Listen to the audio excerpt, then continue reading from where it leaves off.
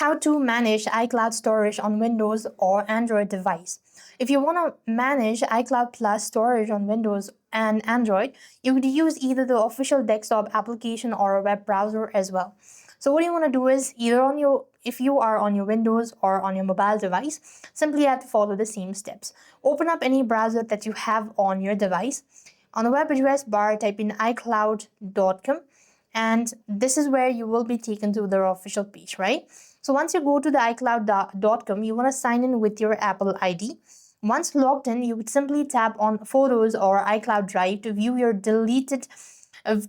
delete individual file or media to free up space. As you do that, once again, you want to tap your Apple ID profile or a menu icon to view your current storage status and manage account settings. You can manage your storage plan through a browser through the user that full iCloud plan or iCloud Plus plans cancellations may sometimes require an Apple device or contacting Apple support directly as well. And that is basically how you're supposed to manage iCloud storage on Windows or an Android device.